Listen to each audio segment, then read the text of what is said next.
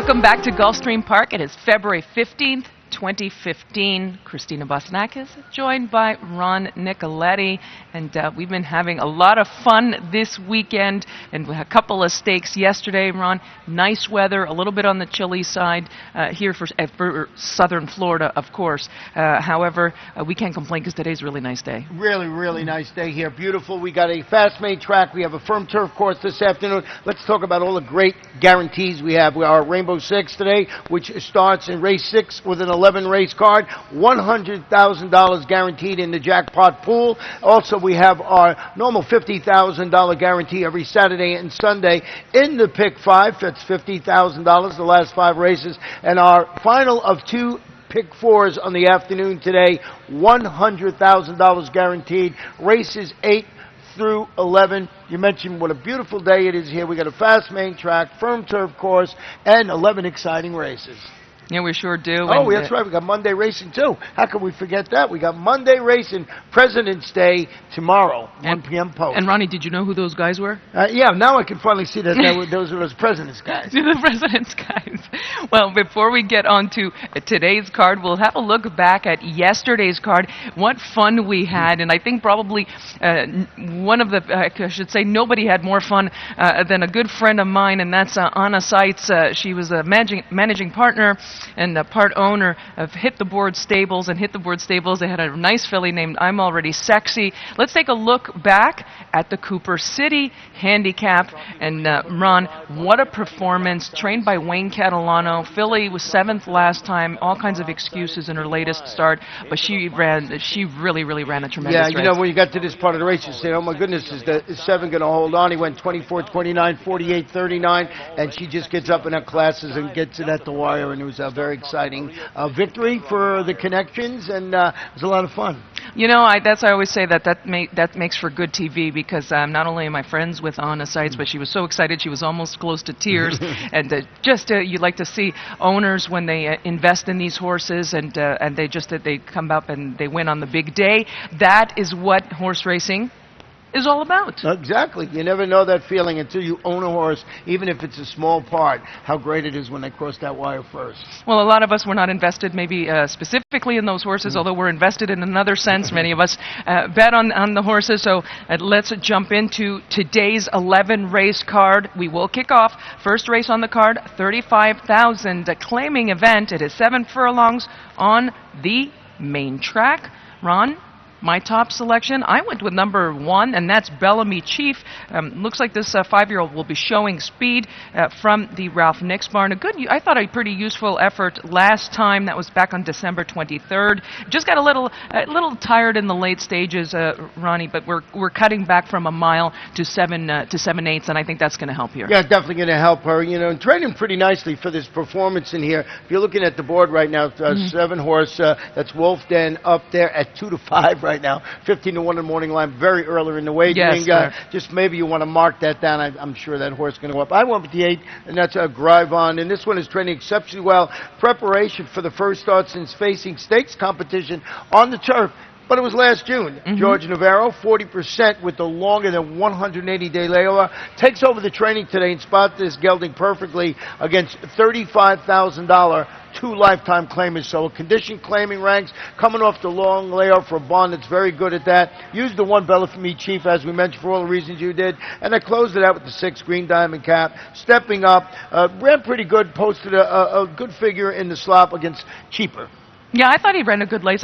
I actually put in number 5, John Gordon from the Dale Romans barn. I have him in second up there. He's run well at this level, not only here at Gulfstream, but also at Churchill. So I think last time was on the turf, gets back to the dirt here. I think this is one you want to include. Yeah, we'll see how it works out. You know, we got the early daily double, of course, that starts in race number 1. Of course, rolling bet 3s throughout the afternoon. So you have to use a few of those horses. You did mention number 6, Green Diamond Cat, Diego Gomez gets aboard, and also first time gelding number 2, Tony B.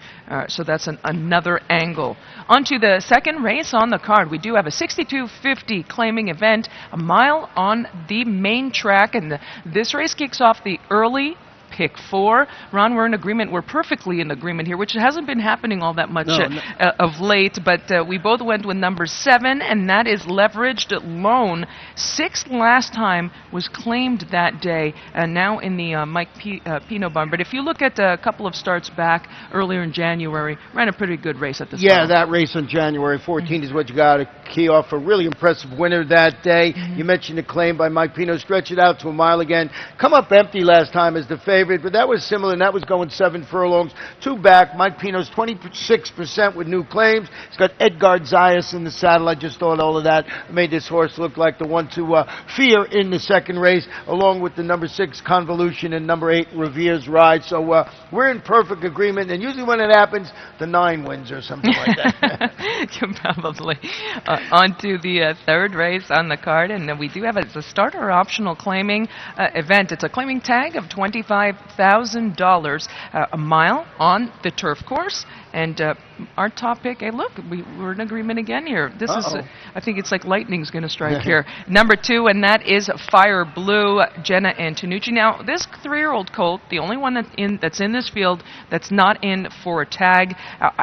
2 reasons I selected this colt. Not only did he run a good race, a good number last time, he's got speed. He looks like he'll probably be the controlling speed, I would imagine. Also, blinkers on. Yeah, that's why I went with the blinkers on, as you mentioned. Jenna Antonucci only beaten a half length last time out, so I think the shades are going to help number 2, Fire Blue. But you got to put the 7 on your ticket. I mean, if you have learned anything at Gulfstream Park, it's never leave Todd Fletcherette or anything, and that's Escondido. Going to race for the $25,000 tag, as you mentioned, in this optional claimer.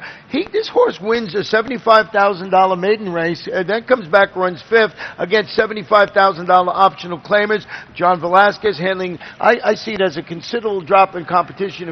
Of course, the red flag waving a little bit here because the horse wanted 75. But I guess they're looking to get a win, or we'll see what happens there. He's in for the tag. Maybe somebody will grab it. I went with the 3, Royal Rogue in 3rd. This one is eligible to improve. Return from a layoff, Dave Casson. This horse didn't run badly against Speedy Fire Blue last time out, so I think it could be on the ticket. Yeah, I think the Todd Fletcher horse, you made a good point. First of all, you know how I feel about him on the turf, right? And they don't bet him as much on the turf, so I use him, and I think he fits, and they'll put him in somewhere he can win. I also included number 4, and that's Havermeyer Street. This is a gelding by Bernstein. Bernstein making his first start on the turf. I say yes, an emphatic yes. Bernstein, see that? Like that. Not just yes, an emphatic yes. Last time he stumbled at the start, lost a rider. You could just throw that one out. And if you look back at his previous couple of races, if he can convert that form onto the turf, I think we're in good shape. So I think you'd want to include the 4 in your picks. We look on to the 4th race on the card. It is a maiden special weight. It's for statebreds, fillies, 3-year-old fillies, 6 furlongs on the main track. And my top selection, look, we're in agreement here. Number 2, I think this particular race is one of those, and we're in agreement, but I think because these are the horses really that stand out. I think that these are the 3 horses you want to use. Number 2, Mom's Laugh, my top pick in here. She was 3rd behind a couple of nice fillies 2 starts back, Ron. Sky Gold, Distinta. Distinta came back next time. She won. And so 2 very nice fillies. Now in the barn of Marcus Vitale. Marcus does a very good job with his runners, first time with the trainer. And, oh, look, Javier Castellano gets Javier Castellano, this horse had an excuse to, broke from the rail last time out, bumped at the start, then goes up and sets a pressured pace, weakens to finish 4th. As you mentioned, it gets a strong group of maiden allowance runners, as Javier Castellano certainly.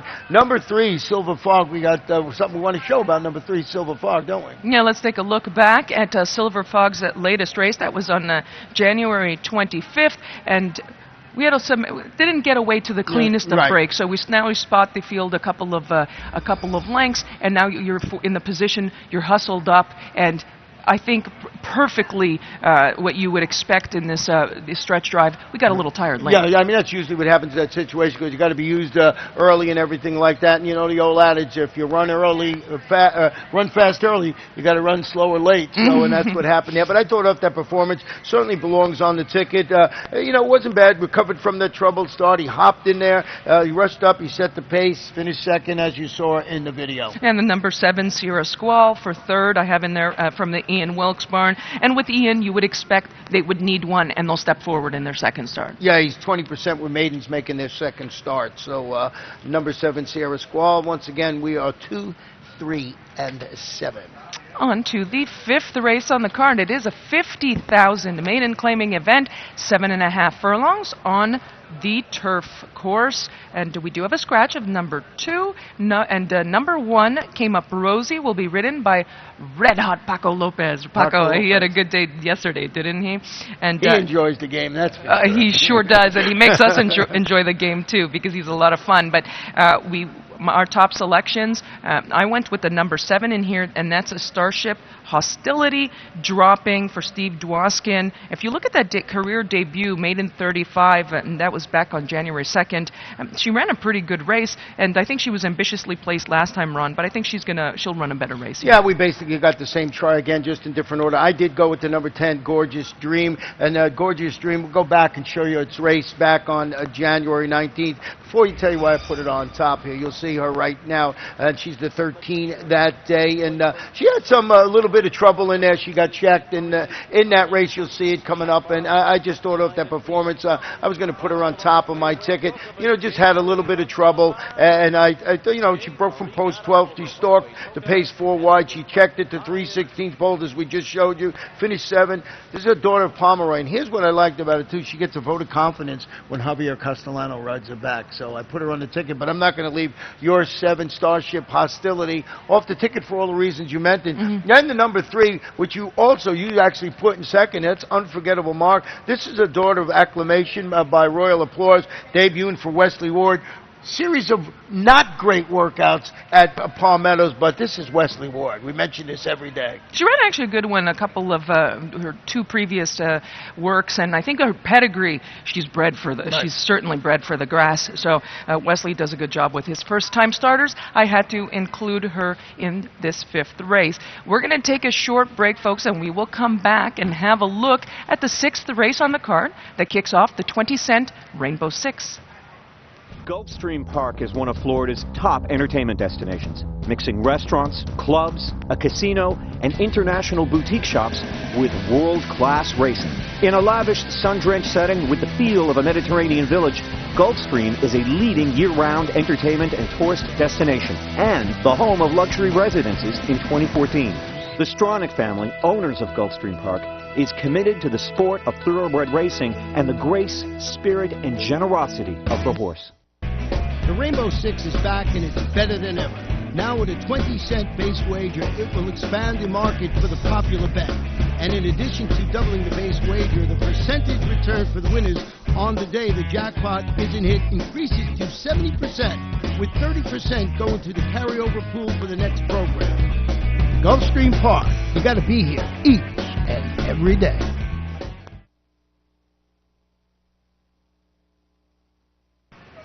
Welcome back to Gulfstream. We're going to have a look at the 6th race on today's card that kicks off the 20-cent Rainbow 6.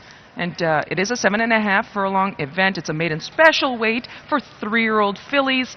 And it is on the turf course, Ron. We do have a scratch on number 4, Royal Parisian. And my top selection, Ron, but this does kick off the Rainbow 6. So given our picks here, I think you're going to have to use at least a couple. You're going to have to use a couple in here, because we say each and every day you don't want to get knocked out in the first leg. Yeah. We didn't make it very easy if you've got that 10 runners now on the turf. Mm-hmm. We both went with the 8 Stormy Alexis. I think this one is ready to shed the maiden tag, return from a 2-month layoff to finish a 4-wide second, beaten just the neck at this level and distance. The trainer is George Weaver. Has Corey Lannery named to ride, because Johnny Velasquez is going to go to the 2 Tapestry, who we'll talk about in a minute. But we both had the number 8 Stormy Alexis on top of our ticket. And I used number 1, and that is Killer Partner. And this is a daughter of Pioneer of the Nile, getting blinkers on. Ran a pretty good race in her career debut, and she was second. She was beaten a couple of lengths. She did take a lot of money, or she took significant money that day. 5 furlongs to 7.5 furlongs. I don't, especially with the bottom side of her pedigree, I would not expect that to be a problem, stretching out a little bit. And it's Mike Maker, so I think you got to include her. here? Well, let me tell you about the two who I put in second, and I see you did not use. This is a $240,000 daughter of Tapit, turning back to 7.5 furlongs today after finishing, I thought, a promising fourth in her 1-mile career debut. The trainer is Shug McGay. He's really good with maidens making their second start. He's 26%, and this horse is trained very well up at Payson Park, which is a deeper surface, and I just think this horse is sitting on a good performance and going to run well in there. And, you know, you have also the number 7, who I do not have in my ticket, and there's the case we're trying to make, that you got to use a few in here. I think you have to use the 7 because trained by Mark Cassey, a pretty hot barn here this winter. It's a daughter of English Channel. English Channel, you certainly would expect that she could run on the turf. It's actually a really nice family. The mare, multiple Grade 1 stakes winner. It's the family of Seaside Attraction. So beautiful female family for this Calumet Farm runner. I think you got to use her. So we're going 4 deep in there. I think that's the moral of the story here. We move on to the 7th race, and the 7th race kicks off the pick 5. It is a mile on the main track, and my top pick, Ron, we're in agreement, number 6, Party Till Dawn, and this is a Safi Joseph Jr. runner, going to be showing speed in here, has been taking money in her last handful of starts, and it's interesting to see if anybody's going to go with her. Yeah, and you know, she had some trouble in that last race, Yeah. and I think she might be the controlling speed. She bumped at the start. She raced 3 wide on the turn, finished 3rd, beaten 1 3/4 lengths as the favorite. Trainer Safi Joseph Jr., as you mentioned, he's good with new claims. He keeps the status quo, but he's got Paco Lopez in the saddle, and this one can be the controlling speed, like you said. Had that a legit excuse last time out. I used the number 2, who you also used in your ticket. Sylvia's Given Angel, now in the Antonio Sanobon, steps up against this open competition after totally dominating a field of $6,250 condition claimers. Won that race by 6 widening lengths. But this is, even though you see 6,250, this is a jump up in competition. Yeah. Condition claimers are not like open competition. Yep. Open competition mean they could have won as many as 20 races. It's not a conditioned race. A lot of people don't realize that. I figured that's great information. You know, that's really great information, Ron. And another thing is, I'm kind of shocked that you didn't use number 5, Beal's Wagon. Your man Larry Pilati. You're usually all over that. You're usually all over that. And last time, a really forgettable race. That was going a mile. But I think if you look at this horse's form or this mare's form prior to that, she might be one that you want to throw into your. I think in the mix. Now 4 deep again. Just for the pick 5. On to the 8th race on the card, and this is the late pick 4, kicks off in race 8, and we do, it's a 20,000 claiming event, a mile and a 16th on the turf course. We do have a scratch of the number 10, Go Rontos Go, and there is a jockey change. Number 4, Transit, will be ridden by Manny Aguilar, and I went with number 11. I love these selections here because we're pretty much all over the board here. I did go with number 11, Diana's Daisy, getting blinkers off this for this 5-year-old mare. Didn't have the greatest of starts in her latest race. She actually ran, I thought, a pretty good one. Already has a win over the turf course. She's pretty good at the distance too. She's also dropping runs. So I think, given everything, and I also like to look at the sheets. I look at the Thorograph sheets. I think she not only fits, she's probably at the head of affairs here. Yeah, I think the key word for this race is wide open. Yeah. I think it's got. So I went with the 7. My 4 rewards is stretching out to a mile and a 16th after rallying to finish 2nd versus this level of competition. That was going 7.5 furlongs. The trainer is Joe Orsino, and he's Gabriel Saez, handling the usually fruitful 3rd start back from a layoff.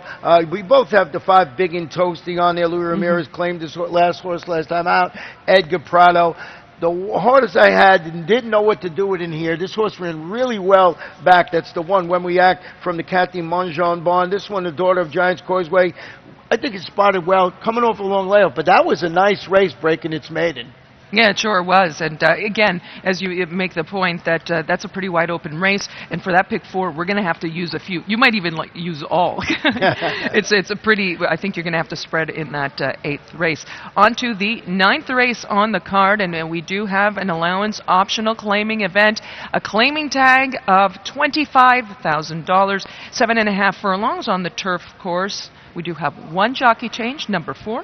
Black Jet will be ridden by Luis Contreras, and my top pick, and it looks like your top pick as well, number 9, Los Borrachos. And Ron, let's take a look back at Los Borrachos. Not only hit the start when he exited, when he comes out of the gate, and again spots the field, a handful of lengths. And yeah, there he got nothing to shuffle back there at the start, and you see it in there, and then so he's down in there on the inside, and now he's going to have to carve out some kind of decent trip. And look at the stretch. He looks like he has way too much to do. He does finish 5th, and he only gets beaten a length and a half. So that was he put in a pretty good stretch run in here. Yeah, and I just thought, that was off a layoff too. So I think he ran well. He was beaten, as you see at the wire, 1 1/2 lengths, and had to, like I said, it's Bill Mott, it's Julian Lepereau, fits his running style perfectly. Los Borrachos, sort of really like him in there. I used the 7 Cashmere Cat in second, who was impressive during the summer campaign up in New York. This one makes his first start since having trouble. It was going fourth. It was on a good turf course at Churchill Downs. I'm just going off that back form. That number 7 Cashmere Cat might be on someone you might want to use on the ticket. I thought it was interesting because I didn't use him because he ran that one good race, a really big number, and that was back at Saratoga in August. And then after that, he really hasn't, from a numbers perspective, he didn't stack up. So I thought it was a big question mark. He's definitely one I want to see in the paddock. I also threw number 5 Ginger Goose. Ginger Goose, so consistent, runs the same type of races every single time, and when he's in the right spot, he tends to get in there and just to hit the board. That's what I'm betting on right there. But I do think Los Borrachos, you look at those races back over the summer in New York, he was running against some really nice horses, and so I think he's going to be really the one to beat in that 9th race. We look on to the 10th race on the card, and it is a $25,000. It's an allowance optional claiming event with a claiming tag, $25,000, 7.5 furlongs on the turf course. We do have a jockey change. Number 12 will be ridden by Mario Pino. And my top selection, I went with Tarnished, number 2, 3rd last time. Hasn't raced since running at Parks. That was back in August. I look again. This is another filly. I look back to her previous form. She finished in her debut 2nd behind a filly named Pink Poppy. I think Pink Poppy. She's a pretty nice. She's a nice little filly. I like this filly. Alan Goldberg. He's been hitting. He's run under 10 horses, just a handful of horses at the meet. He's hitting at over a 40% clip. You can't leave his horses out, and I see that you didn't. You leave him out. He's training very well if you look at that workout pattern up there. But his first start since August 4th. I did go with the 6th, Jester and Me, beating ahead on the turf here. That was against $50,000 optional claimers. Drops, returns to the grass, finished a distant 3rd, but that was a sealed, sloppy track. Mike Maker, good with the dirt, 2 turf angle in here. But I want to mention a horse that you have in 2nd in here, and if I had a do-over, I might put this one on top, and I'll tell you why. This is a daughter of Smarty Jones who will try the turf. First start since a promising 2-race campaign last spring. Listen to this now. She breaks her maiden at Keeneland on the poly track. She wins that by almost 9 lengths. Then she comes back. She finishes 4th in the race, but the first 3 finishes in that race all came back to win their next start. So it's a monster key race, and this is Mark Cassie, Luis Saez. This one must be on your ticket, and I might just try and flip the screen and put the 9 on top, because I looked back and I said, why didn't I have this one on top? And Smarty Jones, who won the Kentucky Derby, wins the Preakness. We know him very well. We think of a dirt horse. He's actually really good with his first-time starters on the turf. He is at about 18%, 14% with his turf sprinters, and it could be explained elusive quality as his sire. So he does actually have a grassy pedigree, and that's a big reason why I used it, the connections and also that breeding. So I agree with you, Ron. You got to use this one. And the key race. I looked back and I said, wait, this is a key race, but. Onto the 11th race on the card is a $35,000 maiden claimer, 5 furlongs, on the turf course, and there's super high 5 wagering as always in the last race. And Ron, let's take a look at number 5, and that's Cushman from the Eddie Pliza barn. And we'll take a look at his last race. He put in a monster run. In fairness, Little Baltar was getting tired up on the front end, and he was running out of gas. But you can't take that away from Cushman, because he ran a good race. He ran a good race, and you see that number up there. He was number 15 in that race. I just thought this was a great performance. As you mentioned, other was his time. But here it looks like he's just going to get him at the wire. Next step past the wire, he's in front. starting off this performance and against this level of competition, I think you got to have him on top of the ticket. I went with the 6 Parker Ridge, dropping to the $35,000 level, and I used the number 8 Graham in there, who weighed in with a 4th place finish last time out. Did you get that Graham weighed in? Yeah, I did. Parker Ridge actually initially had a big question mark on this one, but if you look back some of the earlier races at 5 furlongs or 5.5 furlongs, I thought that we had to use that one. And also Moonshine Sipper, and no, I didn't use it just because of the name. Wesley Ward trains this one, certainly bred for the turf. Bring the Heat. He does well with his runners on the grass. I'm wondering if this one's going to be showing some speed here. Ron hasn't raced since April 2014. Blinkers off. I was saying this yesterday. Wesley has a tendency to do that with sometimes with his younger horses. You might see them at 2. Put the blinkers on, then we take them off. We want them to relax a little bit. So it'll be interesting to see. I think that's one you're going to want to include. That is our 11 race card. Ron, again, there is the Rainbow 6 today. Yeah, it starts in race number 6. We got that $100,000 jackpot guarantee to pick 5. The next race, $50,000 guaranteed. And our final of 2 pick 4s, $100,000 guarantee. So fun day, fast main track, firm turf course. Actually beautiful here in South Florida. Temperature in the low 70s today. And Larry Colmus will be on in just a few moments to give all the updated changes and scratches for today's card. Ron and I will be back the rest of the afternoon. We hope you join us, and we will send you out with the look back at the Grade 3 Hurricane Birdie and the classy Mary Meadow. Got it done for the Mark Hennig barn. What a performance. And more than a party at the rail. These two turn for home and Mary Meadow gets away. Mary Meadow shakes loose. More than a party has given way in second, and in comes Sontrique and Galliana. No doubt about this one, it's all Mary Meadow. Mary Meadow gives Javier Castellano his 4th on the card, taking the Hurricane Birdie, going away by about 7 lengths in the end.